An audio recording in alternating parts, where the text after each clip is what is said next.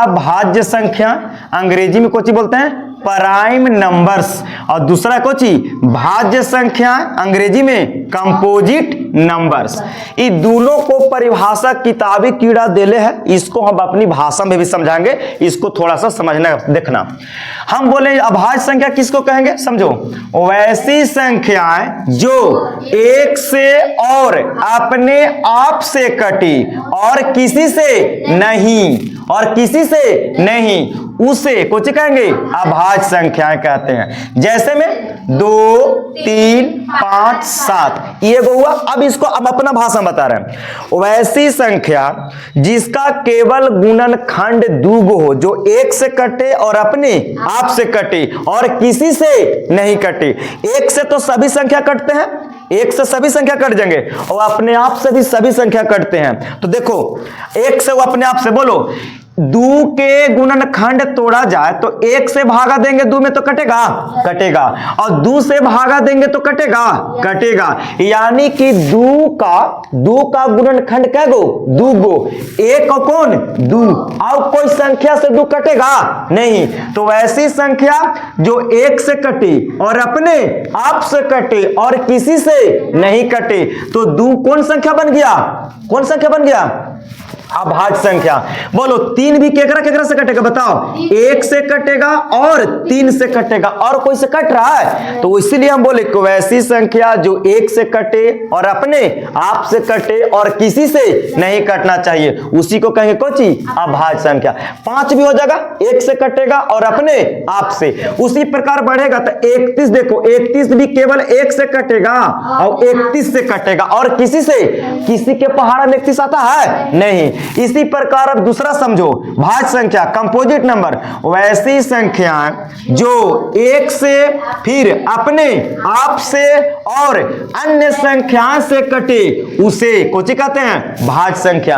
कहने का मतलब इसको अपनी भाषा में समझो, वैसी संख्या जो एक से भी कटे, अपने आप से भी कटे और तीसरों संख्या से भी कट जाए और कोई संख्या से कटे, उसको कोची कहेंगे भाज्य संख्या, कंपोजिट नंबर्स। जैसे में देखो 4, तो 4 बोलो तो केकरा केकरा से कटेगा, एक से कटेगा, हाँ, 2 से कटेगा, 3 से कटेगा नहीं, 4 से कटेगा। तो बोलो एकरा में कै गो गुणनखंड टूट गया, 3 गो, 1, 2, 3। तो इसी को हम लोग कहेंगे कौन संख्या, भाज्य संख्या, जो एक से भी कटे, अपने आप से भी कटे और संख्या से भी कटना चाहिए। बोलो 6 केकरा केकरा से कटेगा, 1 से, फिर 2 से, फिर 3 से और फिर 6 से, और कोई से कटेगा, 1 से भाग देगा कटेगा, 2 से भाग देगा कटेगा, 3 से देगा कटेगा, 6 से देगा कटेगा।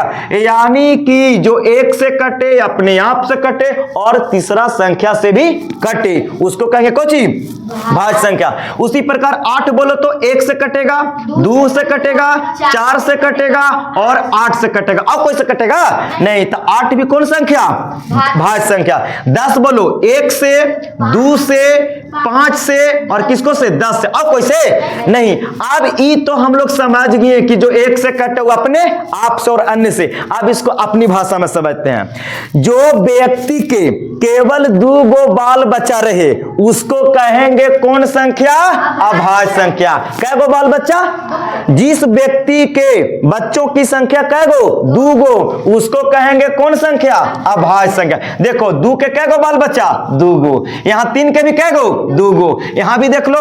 अच्छा, जोन व्यक्ति के बच्चों की संख्या 2 से ज्यादा रहे, 2 से कुछ रहे ज्यादा, तो देखो तो एकरा में कै गो लइकन, 3 गो, 4 के बाल बच्चा कै गो, 3 गो, 6 के बाल बच्चा कै गो, 4 गो मिल गया, और 8 के बाल बच्चा 4 गो मिल गया। तो अब समझ गया, जिसको में केवल 2 गो बाल बच्चा मिलेगा उसको कहेंगे अभाज्य संख्या, और जिसको में 2 से ज्यादा बाल बच्चा मिलेगा उसको कहेंगे कोची भाज्य संख्या। देख लो, इस सब में 2 गो से ज्यादा बाल बच्चों की संख्या मिलेगा।